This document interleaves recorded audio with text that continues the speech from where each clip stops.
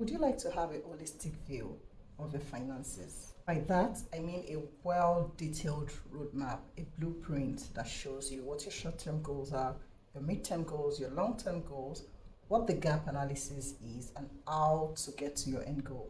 That's called the financial plan. And that's what we're going to be discussing today. This is going to be a series, and this is the first in its series. Why should you even bother to have a financial plan? What are the benefits? Number one, it provides clarity. It makes it necessary for you to define your goals, both for short term and long term. And that helps you to make informed decisions when it comes to finances. Secondly, it gives you some action steps.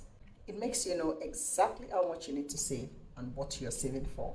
Thirdly, it improves your financial health because it helps you build an emergency fund, reduce your debt, and save for tomorrow, turning to a solid financial security and a safety net.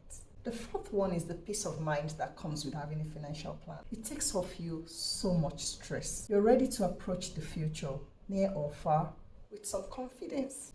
And you know you're empowered to make good financial decisions. Although life would always throw curveballs at different times, but you're prepared. That is the least you can do for yourself. And lastly, it provides adaptability. Like we just said, no one knows what the future holds. No one knows tomorrow. But the flexibility in the financial plan would help you adjust to various changes. A loss of job, a loss of income, business failure. It just gives you room to quickly adjust and pick yourself back when changes happen. Having said that, today we'll be talking about setting goals, short-term goals, mid-term goals, and long-term goals. When you're setting goals, you want to make sure you're setting SMART goals.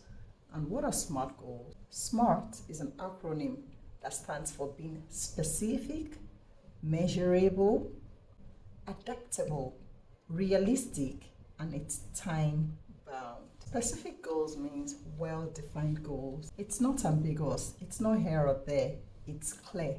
And when goals are specific, you have checkpoints along the way to help you see how you're progressing and how close you are to those goals. An example of a specific goal is, I want to save $2,000 before Christmas 2024. That's specific, clear enough for anyone that reads it. And that means it's quantifiable. We can see that in that example of I want to save $2,000 by Christmas. The 2,000 in there, it's measurable. I can quantify it. It has a quantity to it. The A in the SMART stands for achievable. The goal is achievable. It's attainable. An example of that is if you earn $2,000 in a whole month, saying you would save $2,000 every single month may not be attainable because you need to cater for some needs and some commitments, except you have absolutely no reason to remove from it. Then it may be attainable. The R stands for realistic. The goal should be within reach. It should be one you can actually commit to achieving. Let it be realistic, something you can actually reach. And the T in the SMART is for time bound. That means there is a deadline to achieving that goal, which creates some urgency, helping you stay focused. It also gives you this sense of achievement, the sense of courage that you're pursuing something and you know how to achieve it. So, an example of a SMART goal would still be, I would like to save up $2,000 for Christmas 2024. It's specific, it's quantifiable, you have an amount that you're looking at. It's measurable, there's a quantity to it. It's achievable within the means of the resources that you have. It's realistic, comparing what you make and what you would like to do. And it fits in the overall picture of your financial objectives. It's also time bound. You have a period by which you would like to achieve it, and that is what you're working towards. Setting SMART goals is a concept that is used to create effective and achievable goals. So for this series one, you're going to be setting your short-term goals. What are the things you would like to achieve within the next 1 month, 3 months, 6 months, 1 year? Those are your short-term goals. Make sure they are SMART, clearly defined as we have discussed previously.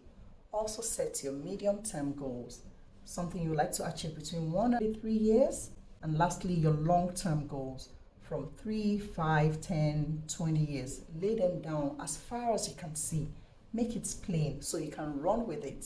A well written out goal gives us some adrenaline, a sense of purpose, a sense of direction, and that guides us till the end result is achieved. Simply writing down these goals just frees up your memory. You have that memory space to do something else. It reduces stress and anxiety. It keeps you motivated. You have an objective that you're aiming for. And with that, all the aspirations you have in your head begins to get tangible by simply flowing through your fingers, getting on black and white, and turning to tangible things. It's commendable you're taking your finances in your hands. And at Smart Money, we are here to help you. See you in the next series.